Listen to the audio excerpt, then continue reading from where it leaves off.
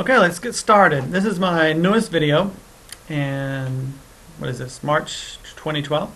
And it's entitled GMOing Humans, Writing Spirit Out of Our Genetic Script. And what I'm going to be covering in this video is a little off topic from some of the things I cover. I tend to try to stay focused on positive things and empowering, but this is something that's really important, and I really think everyone should give this information a look. Just at least listen, at least for this next couple of minutes here. And be open. Maybe you'll learn something new. While a large part of what I will be discussing is related to food, the point I want to get across is that your genetic code is being played with.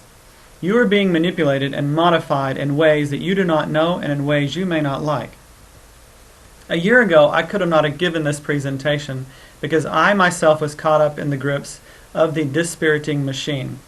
And I'm a type of person that doesn't like to share something unless I'm at least giving effort or putting forth effort to embody it. And I couldn't have given this talk just 6 months to a year ago because I was not fully in the space of really going after this. And I had a shift recently, and I'll be discussing that later.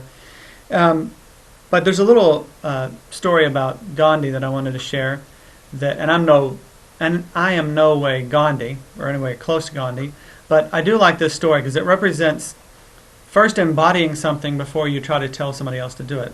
And the short of this story is that this woman wanted her son to stop eating sugar.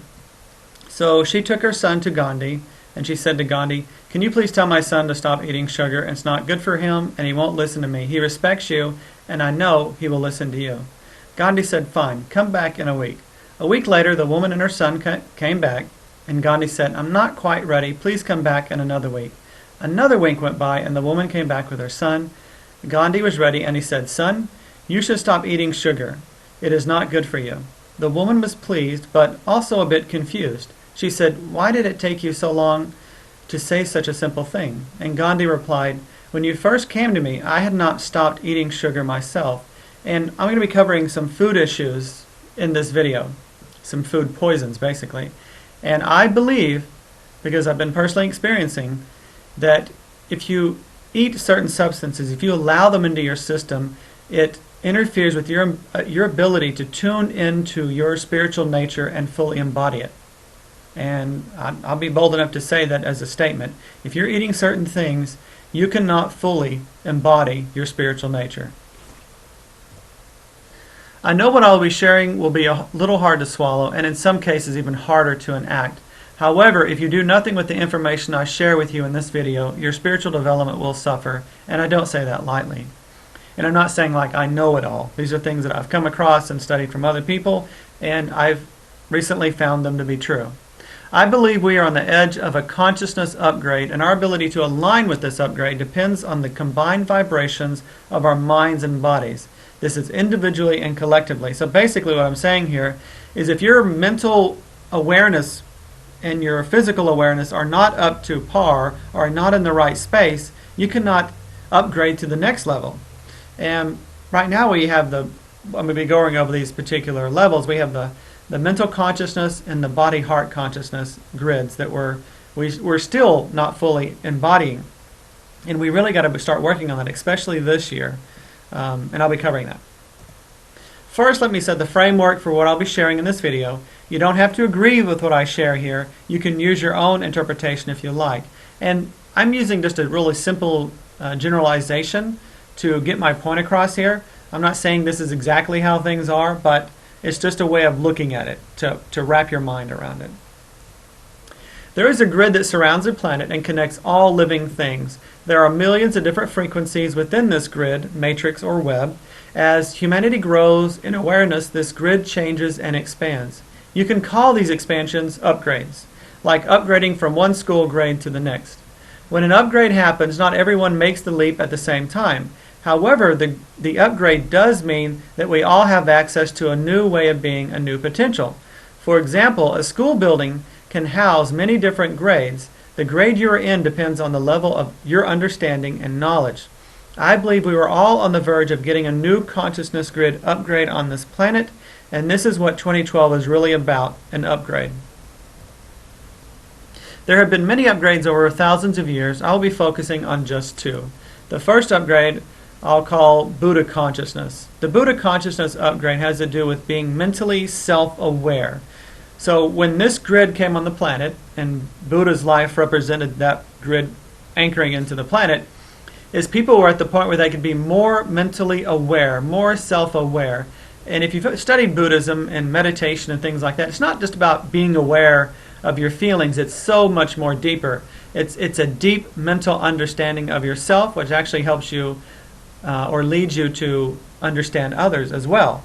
And by understanding yourself first, which then helps you understand others, because we all have shortcomings and faults and things like that, it actually opens you up to the next grid we're going to be talking about, or the consciousness level, which is the Christ consciousness. So this is beneficial not only for your mind, but it's also beneficial to opening up to the body and the heart. It is only through being self-aware that we can reach for more growth and expansion. In order to stay tuned to the next upgrade, you have to be self-aware. So being tuned into the Christ consciousness, which is the next grid I'm going to talk about, is you cannot stay connected to that just from trying to be loving. You have to be mentally self-aware. The second upgrade is Christ consciousness. This upgrade has to do with the heart and the body. The heartbeat carries multiple frequencies throughout the body, which instructs the body in what shape, structure, illness, or health it should be in. And this little picture here on the right of the red planet is a heartbeat fractal. It's one heartbeat. And within the one heartbeat you see many other little heart beats, other frequencies. So in one heartbeat there are tons of different frequencies that the heartbeat carries. In Chinese medicine, when they're doing the pulse reading, and pulse reading is using 3 fingers to read deep and superficial pressure on either hand, so that makes 12 meridians that they're reading. But there's even more pulses than that. So the heartbeat is basically giving your body the instructions as to what state of health it's in. It's telling you what structure to be in, which is very important. Because when we're talking about embodying the Christ consciousness, remember Christ represented this consciousness grid expansion, then you look at the people's life, like we looked at Buddha's life. Christ was able to heal. And when you're in this certain frequency and your heart's beating at the right range, you're sending healthy signals to your body. And it begins to heal just from the signal. And not only that, if your pulse is strong and you've balanced out yourself, then that actually carries out into your environment. And people can be healed just by being around you. That's really embodying the field. So, and I call this consciousness level that came to the planet physically sound heart. At the center of a black hole is what is called a singularity. A singularity is the point where the finite meets the infinite. And this is from Jesus. I and my Father are one. I believe when Jesus said this, he was talking about being in that singularity space, which is in the heart chakra, which is in the heart space, which is in the center of your toroidal field, the torsion tube, and it ties you into God. We too have a singularity since we are modeled after a black hole. Actually, everything in existence is modeled after a black hole. Our singularity, and here you can see I'm playing with the words, sing you. When you're really in touch with this space, the frequencies, the sounds that come out of your heart are singing to you, and they're singing health to you. And on another level, the universe, if you look at the center of the word universe, it's verse. It's one magical orchestra that we're living inside of. And when you're in that perfect space, in that heart space, and this is the space that they refer to and when they say namaste. Have you ever heard namaste in yoga class or anything like that? Namaste, the translation I like the most, says that when you are in that space in you and I'm in that space in me, we are one. That space is the singularity in the heart chakra. And when you can really be in touch with that, healing beyond your imagination is possible. So, and like I said, our singularity is located in the heart chakra area. And I began to think of examples for this, and an apple came to mind. An apple is a great example of the singularity. The apple is even shaped like a toroidal field on the outside. The seeds of the apple are located in the center where the singularity is located. So here you can see on this left picture, you can see that little toroidal field. If you cut a toroidal field in half, you would get this shape. You have the torsion tube down the center, This would be the crown chakra, this would be the root chakra, and in the center, it even has almost like a heart shape here. You have the seeds. But this is what's really interesting to me, is that this space is where we meet God inside ourselves. But look at the fruit. The fruit is actually the end of the trail for the seed. So we have beginning and ending in one space. So if you can really grasp that and like hold an apple, you're like holding the omega right there. It's the beginning and the ending. So which did come first? Did seed just fall out of the sky? Or did an apple just fall out of the sky and then wither and then the seeds take root? What came first? It's really interesting if you really look at it from that space. Well, think about that when you're in touch with that heart space. You and God are intermeshed in a way that you cannot be separated. That's the true state to be in. The seed carries all the instructions to make a new tree that will eventually bear the same fruit as it. So in these tiny, tiny seeds that will grow, it has the information to grow a tree, 100 times bigger than this apple, and God knows how many apples, and it all comes from that seed. All that little bitty instruction is right there inside that seed, which is inside this apple. Beginning and end, omega and alpha, are in one place. And which came first? Interesting. I think they both happened at the same time, but that's another talk. The singularity is where cause and effect meet. We're always talking about karma, cause and effect, but you can see right here that cause and effect are in one place, which caused the tree to grow. Where God and Son, Yang and Daughter, Yin, are one. So when we're in this heart space, we are connected to God. To the degree that we're like in that space is how strongly we're connected to God and how strongly we're connected to others. Where they cannot be so, in this space, there's no separation. This is the space where you are meant, from my perspective, to live from. And over here you can see Drumbelow's done a lot to bring out the information about the seed of life, which are these 7 inner circles, and the flower of life, and then there's a tree of life that's even bigger. But then again, it just shows that it's all inside of one another. Lots of matrices and energy fields, frequencies, nested and embedded in one another. The toroidal black hole field that surrounds each of us creates a torsion field that looks like a cup or grail. And here I created this little animation. I've actually got 3 little holy grails or cups, but it really is just one. But I did this because the different chakras relate to one another, because the bottom 3 chakras are masculine and the upper 3 chakras are feminine, and they marry to one another. So the solar plexus, its feminine counterpart is the throat, the third eye. Its masculine counterpart is the 2nd chakra, and then the root chakra, its feminine counterpart is the crown chakra. But anyway, this torsion field creates like a cup. And in the center is the heart chakra. And we've all heard about the Holy Grail being this mystical object, which was said to have held the blood of Christ. When we are in this space, and we all have potential to do this, when we are in that heart chakra completely unconditional loving, no judgment, no separation, what begins to happen within our physical heart and our energy system is we get that holy blood coursing through our body, and it is extremely healing for ourselves and others. And interesting thing about healing is that the center of the hand, which is where Christ was penetrated, is a pericardium meridian point, and the pericardium is the sac that surrounds the heart. So the heart needs to be unencumbered.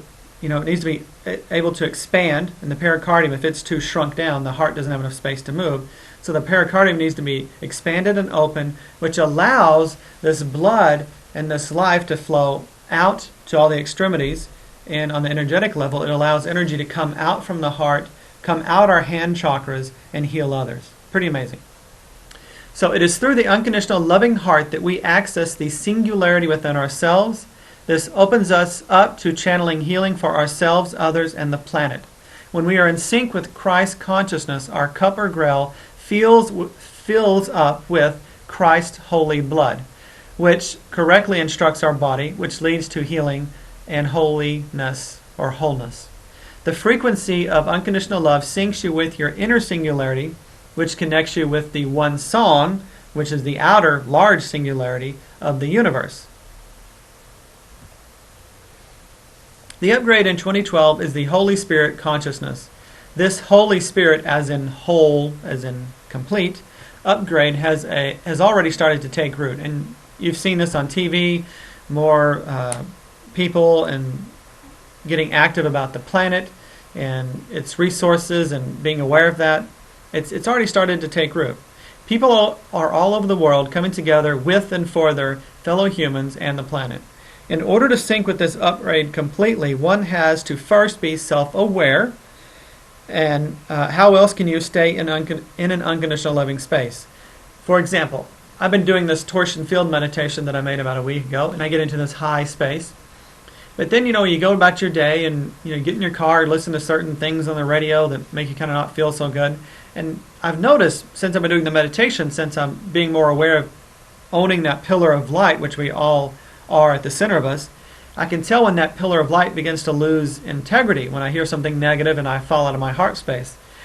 And, we tend to say love is the answer, but self-awareness with love is the answer. It takes those two together, because when you start falling out of that space, it's the self-awareness that can...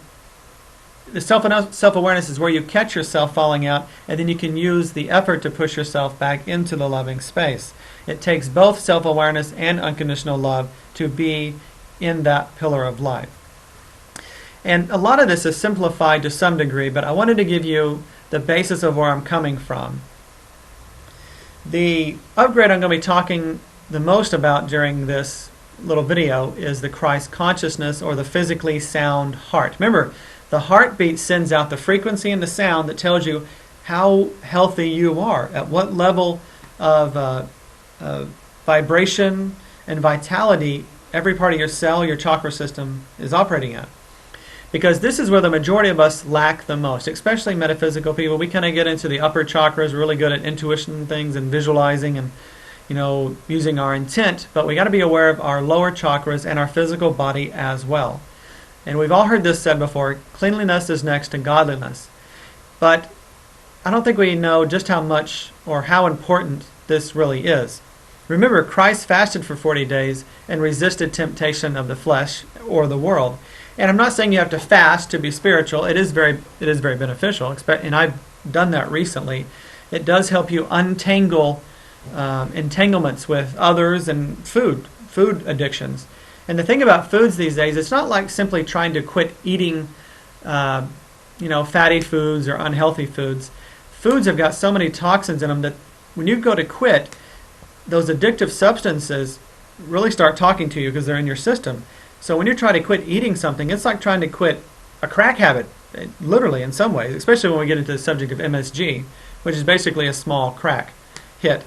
And I'll get into that next couple of videos. And I'm not saying that you cannot be spiritual if you don't eat right. Spirituality, there's a certain level of spirituality that we can all obtain just by being conscious and staying in our heart. But full potential, reaching your full potential, you've got to eat right and get your temple, which is your body, in shape.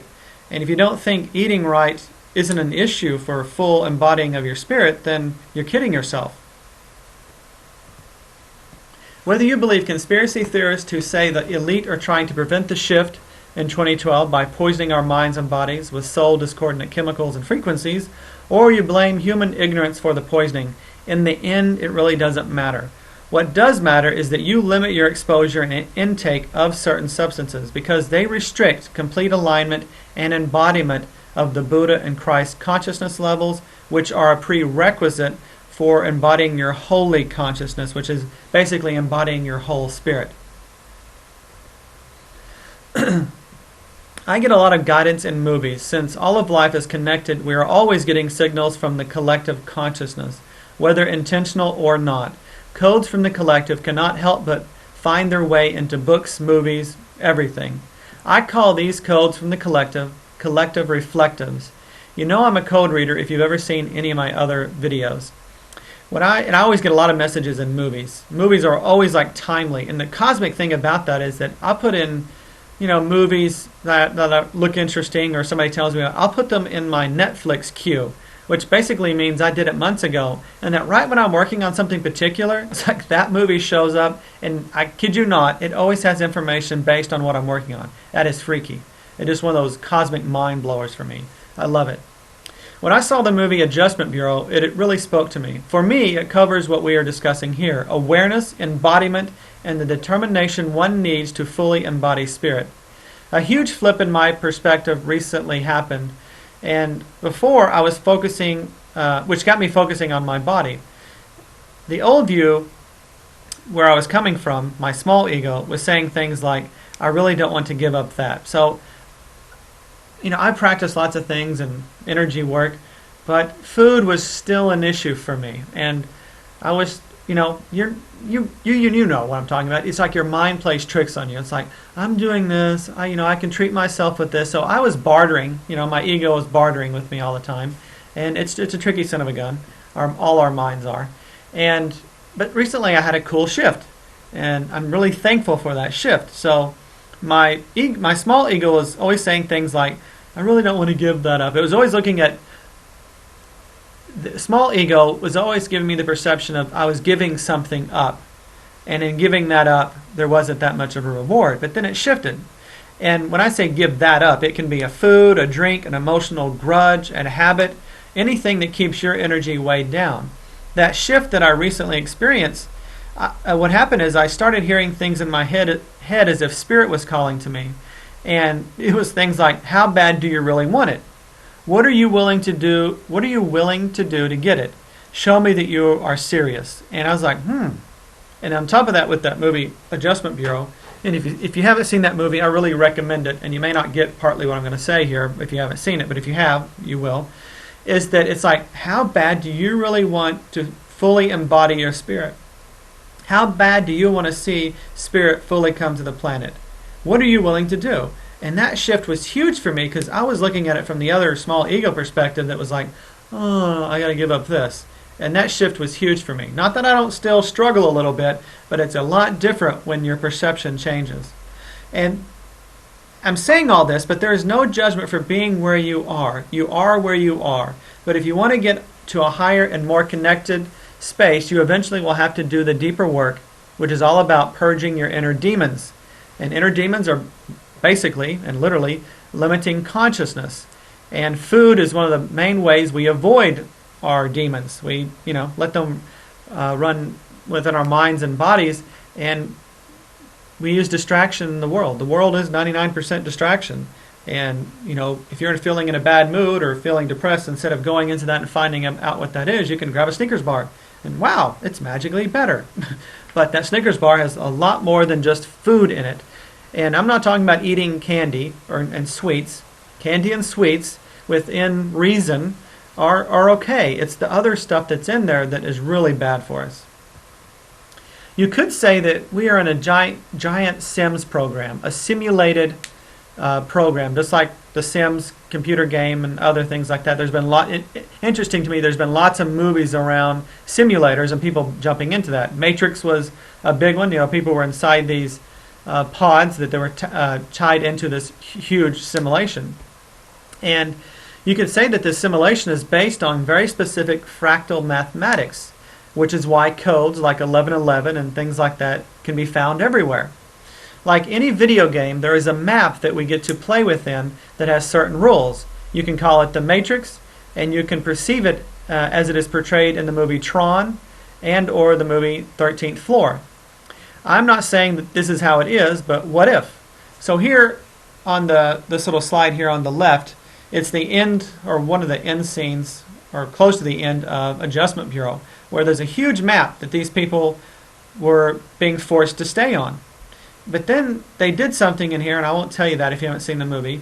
And what they did is what we're all supposed to be doing in my perception, and why reality is created the way it is they broke free from that. And they have self-mastery now. They're free to write their own script as opposed to being told what to do.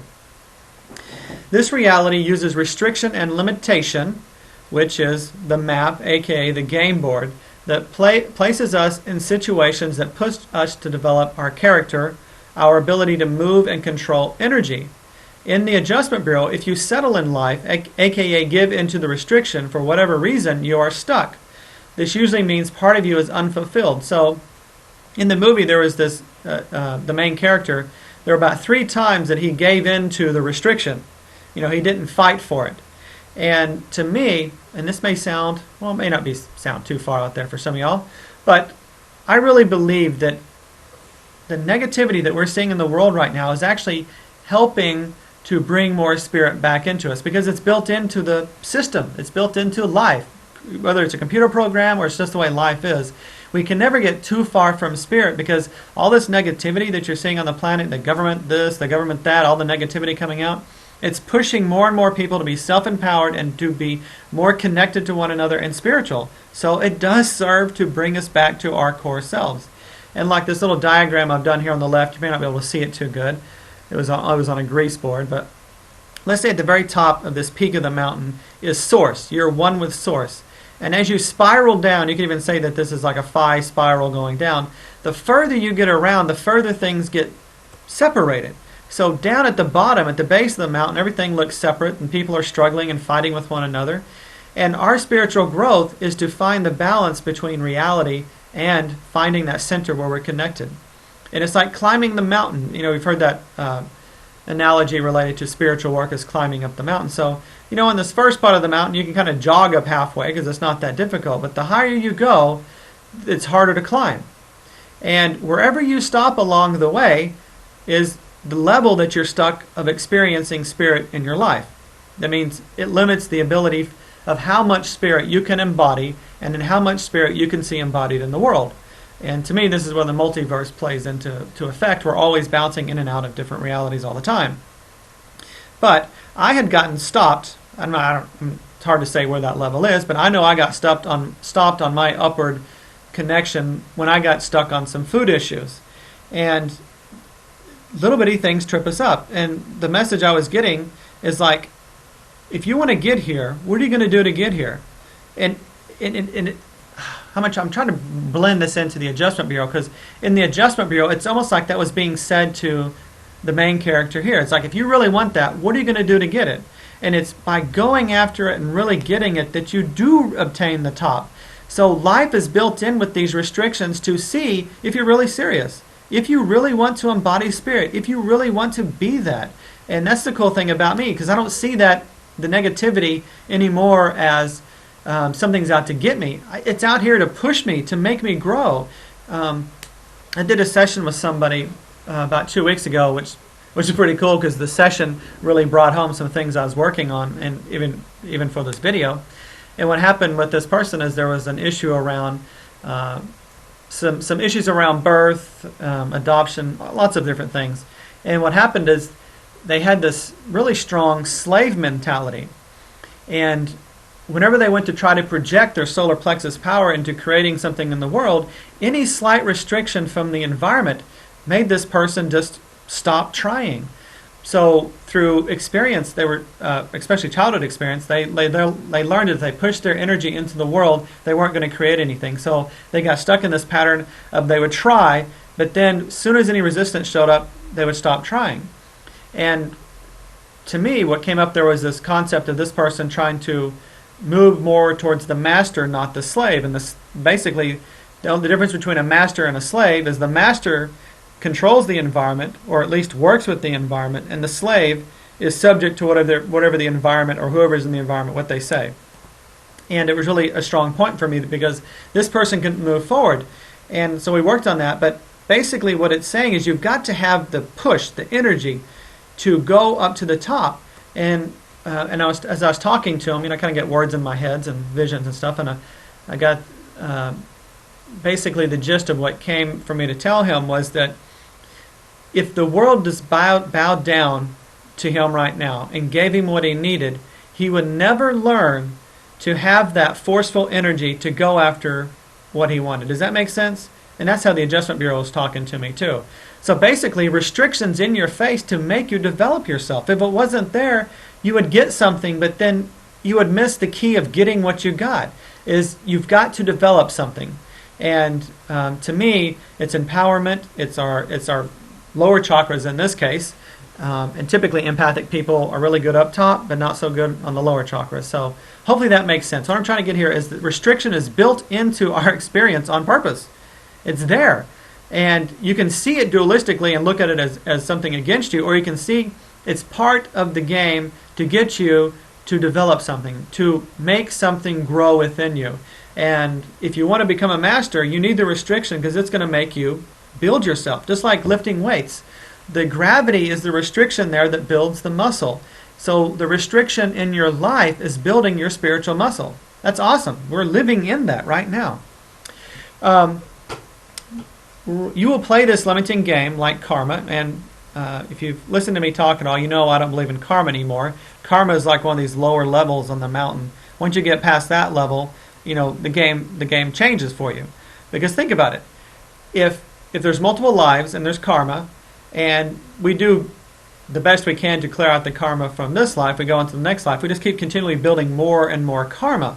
And if you take from the perception that there's negative also feeds the positive, then if something comes along and in your perception hurts you, it may be helping your growth. So how can you hold a grudge for that? So to me, karma is a limiting game. And if you buy into that and live on that level, then that's the game that you have to play. Because whatever rules you buy into, you get to play by. So I don't believe in karma anymore. That's just all I'm going to say there. But you have to play by these limiting games until you're done, until you're ready. And it's when you're basically ready to get off the wheel. And Buddha talks about getting off the wheel of birth and death. For me, all existence is meant to push us into growth, and I've covered this already. So it doesn't matter if there are bad guys out there like our government trying to get us, or the Illuminati, or if it's our own limiting and blind consciousness. The goal and the outcome are the same, and free will allows the trip to be different for every one of us, at least up to a point. So what I'm saying here is the negative, whether it's in you or outside in the world, is meant to push you into growth. That's what it's all about. And no matter how long it takes, no matter what you experience, the end result will be the same because you will be self-mastered if you go through the process, which we're all going through. The yin and yang balancer's nature of life is always at play. The further we get separated from our true selves in spirit, the more we experience increasingly negative situations. The situation stimulates us to reunite with spirit. And I've already talked about that a second ago. The further we spiral down and get separated, the more, this picture may be hard to see, is it's like when you push your hand down through water, you get this opposite spiral of energy coming back through.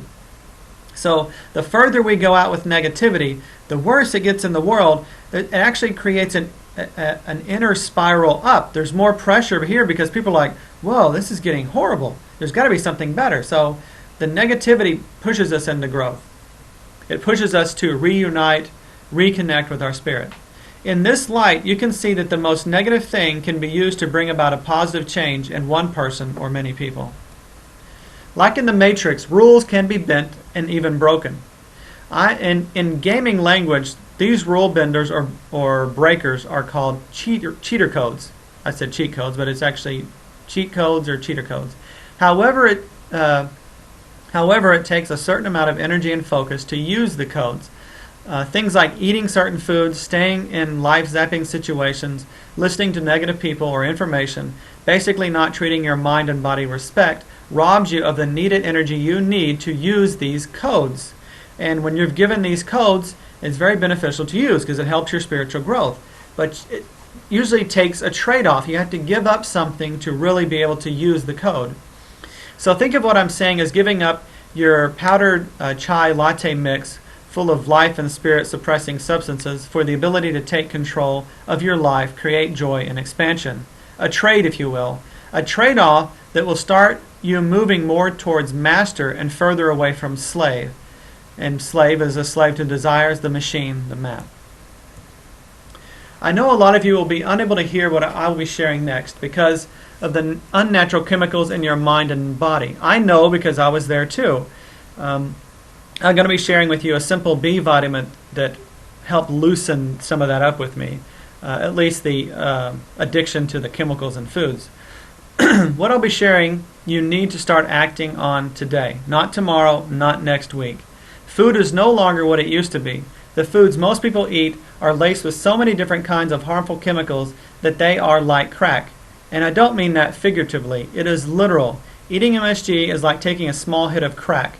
It's an excitotoxin, which means it excites cells to the degree that they die, the result being a myriad of mental issues like ADD. Our spiritual nature is woven into our DNA, and when we ingest unnatural food and drink, our spiritual nature suffers, or better said, we suffer from being disconnected from our spiritual nature. Epigenetics. If you haven't heard of epigenetics, you soon will, because it's a huge thing that's starting to jump up everywhere. Basically, epigenetics means that we're rewriting our genetic code all the time with our mental, emotional, and physical habits. That's amazing. We literally rewrite our genetic code with our mind, our emotions, and our body. For example, there may have never been high cholesterol in either one of your family's genetic histories.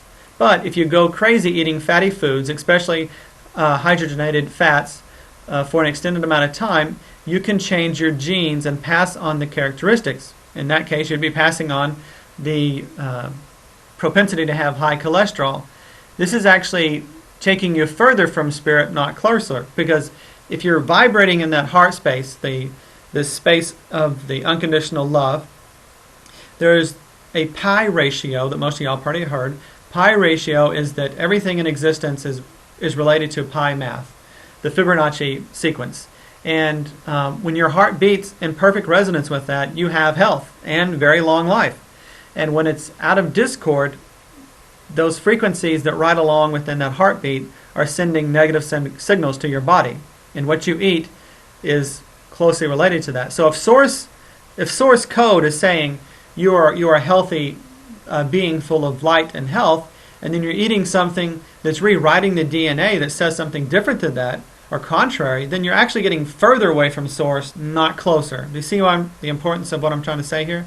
In essence, you can rewrite your genes with a habit, be it physical, mental, or emotional. It means that your thoughts and the actions based on your thoughts and feelings can and do rewrite your very makeup. The good news is that you can purposely rewrite your genes for the better. The rest of this video will be rather short and to the point. The reason I have taken so long up front is to explain why you need to do what I'm about to share, because I know it can be met with resistance, even from logical thinking people. So let's get to it. This is the really short version here. This is what I'll be covering in the next few minutes. Food additives, or addictives, you can just say they're food addictives, MSG, aspartame, high fructose syrup, hydrogenated fat, and radiation, cell phones, smart meters, and Wi-Fi. And if anything, if you can just avoid most of these substances here, it's almost impossible to avoid smart meters and Wi-Fi, since everybody in your neighborhood probably has it.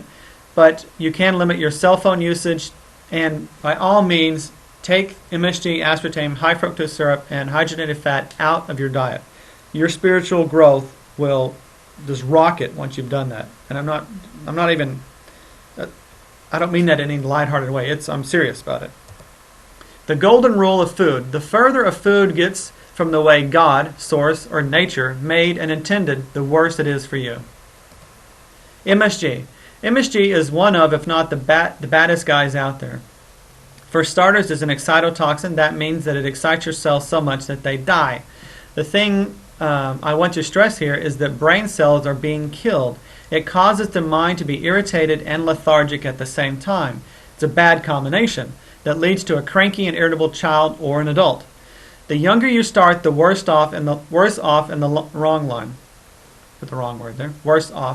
run.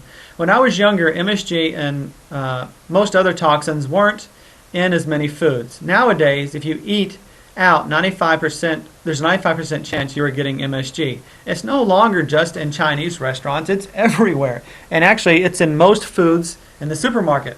I've even seen it in health food stores. It's hard. It's just made its way into the food source so strongly. Somebody born just 20 years ago who ate out a lot from a young age could have easily rewritten their DNA, and now the children born to them will have more than a food issue. They will have a genetic ADD or ADHD problem. And that's basically epigenetics at work right there. If you understand that, you're actually writing spirit out of your body. Spirit, which is saying you're a healthy, harmonious, light-loving being, and you're putting in these other programs that are opposite to that. That's why conspiracy theory is so prevalent related to food, is that it is taking out the spirit. And if people want to control you, they're going to take the spirit out. The theory is that some people out there trying to prevent the whole 2012 awakening. Whether it is simply an eating right issue or a genetic mutation, which is what epigenetics are, mutations, the answer is the same. Clean up yours and your child's diet. MSG equals excitotoxin equals ADD and ADHD. You know what? If MSG was not on the planet, ADD and ADHD, I believe, would be non-existent. MSG is the devil. MSG is the #1 reason we have such an epidemic with ADD and ADHD in children and adults. It first came on the scene in the 70s as accent, and ever since, Americans have been getting fatter and fatter. The thing about MSG also, it's a flavor enhancer, but it makes things grow. And there's some rumors out there that I've heard that they're actually spraying MSG straight onto produce crops to make them grow bigger, not necessarily stronger, but bigger. It is now hidden in most foods. It's no longer just in Chinese food. I've already said that. If you eat out, I guarantee you, especially if you're driving through somewhere, you're getting MSG. And the biggest place it's in is sauces, because sauces need to be spicy and yummy. All sauces have MSG. I got a little ketchup packet that has MSG not only once in the ingredients, it's like 3 times. So basically it's like taking a little spoonful of MSG. And that was just in one little packet of ketchup. It can also be called spices and natural flavors, so it's snuck in all the places. So if you get a box with food or a package and it says natural flavors and spices, guaranteed that's more than likely MSG. And that's just to name a few. I've got another list I'll go over in a second. In the back of your no, let me skip that part. MSG is literally not hypothetically a small dose of meth. It has the same effect on the brain as meth. That is why meth use is on the rise. Someone with ADD and ADHD is more likely to get addicted to meth. So if these children have been eating MSG from a very young age and addicted to it, get a hit of meth, which is like a big dose of MSG, then people are really getting hooked on that. And you can see how bad meth is for you. It's just a quickened response of what's happening slowly with eating it. It doesn't happen as quickly, but it does start tearing down your body, which is another reason to stay away from it. There are lots of health foods out there, like I mentioned already, that have MSG and other questionable ingredients. You have to read the labels. MSG. If you or someone you know is hooked on the junk food, and like I was, I recommend one supplement. It helped me get clean. It is actually a B vitamin that helps decrease moodiness, depression, anxiety, and being too on. Inositol does seem to help lessen the effects of brain poisons like MSG, which is pure glutamate, and aspartame, artificial sweetener. Many times, what is considered a behavioral problem is actually nothing more than a biological problem brought on by the imbalance of inhibitory and excitatory neurochemicals in the brain brought on by these addictives in our foods. So if your children's got issues and you're eating out a lot, I guarantee you, if you change that diet, the person will change. Because there's a thing with the chakra system and the physical body. Remember I said the lower chakras are masculine and upper chakras are feminine? Well, you have your brain in your head, and what most people don't realize is that the intestines in your gut are made of the same nervous tissue as your brain, and that your intestines are called actually the enteric nervous system. And what you eat has a direct effect on your brain. Like for people that have Asperger's and issues like that, diet is huge. Autism, the guts get inflamed and they can't process nutrition. And a large amount of your serotonin is produced in your gut, not your brain, and it has to do with the proper way you eat food and process it. So this little B vitamin is called inositol.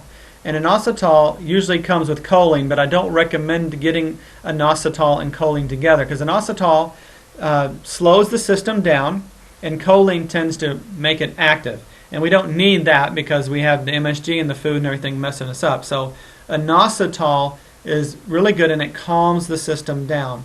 And you know, I love play on words, and if you look at inositol, it's I no sit at all. My sense of humor.